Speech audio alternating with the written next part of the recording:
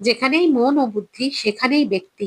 মন ও বুদ্ধি ঈশ্বরে নিবেদন করলে মানুষ মনের দিক থেকে ঈশ্বরের সান্নিধ্য লাভ করে, যা ভক্তি মার্গের সর্বোচ্চ অবস্থা। শ্রী ভগবত গীতা অধ্যায় 12 শ্লোক 8-এ শ্রীকৃষ্ণ মনের একাগ্রতা ও বুদ্ধি অর্পণের মাধ্যমে ভক্তির মূল সারমর্ম বুঝিয়েছেন। শ্রীকৃষ্ণ বলছেন, আমার মধ্যে মন একাগ্র করো ও আমার মধ্যেই বুদ্ধি সমর্পণ ও নিবেশিত করো। এর ফলে তুমি আমার মধ্যেই বাস করবে, এতে কোনো সন্দেহ নেই। আজ শুনবো কুম্ভ মেলায় গঙ্গা স্নান ও মা পার্বতী ও শিব সংবাদ। একবার মাতা পার্বতী মহাদেবকে প্রশ্ন করেন, মহাকুম্ভ মেলায় সবাই মা গঙ্গায় স্নান করছে, তাহলে সবাই পাপমুক্ত হচ্ছে না কেন? মহাদেব মাতা পার্বতীকে বলেন, কারণ তাদের মা গঙ্গার শক্তির ওপর অটল বিশ্বাস নেই।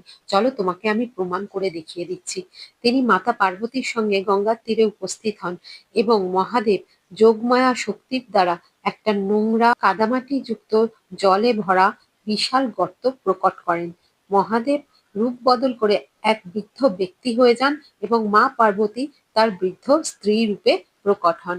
মহাদেব সেই বিশাল আকারের গর্তের মধ্যে পড়ে যান আর মা পার্বতী চিৎকার করতে থাকেন বৃদ্ধরূপী মহাদেবকে সেই গর্তের মধ্যে থেকে বের করে দেওয়ার জন্য। তাকে কেউ যেন এসে সাহায্য করেন। মা পার্বতীর চিৎকার করে বলেন, আগামী 2 ঘন্টার মধ্যে সেই গভীর গর্ত থেকে তার স্বামীকে না তুললে তিনি আর বাঁচবেন না। তার এই কথা শুনে দুঃখ প্রকাশ করে কিছু ব্যক্তি চলে যান, আবার কিছু ব্যক্তি যারা সবেমাত্র গঙ্গা স্নান সেরে উঠে আসছিলেন, তাদের মধ্যে কেউ কেউ সাহায্য করার জন্য এগিয়ে আসেন এবং সাহায্য করতে গেলে মা পার্বতী বলেন যে মহাদেবকে উদ্ধারের জন্য একটা শর্ত আছে। যে কোনো পাপ করেনি একমাত্র সেই ব্যক্তি মহাদেবকে উদ্ধার করতে পারবেন।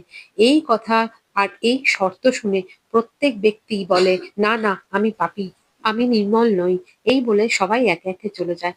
তখন মহাদেব মাতা পার্বতীকে বলেন, দেখো, সবাই গঙ্গায় স্নান করেছে, কিন্তু তাদের মা গঙ্গার শক্তির উপর কোনো বিশ্বাস নেই। সুতরাং সেই বিশ্বাস একমাত্র ঈশ্বরে মন স্থির করে নিজের বুদ্ধি তার কাছে সমর্পণ করলে হবে।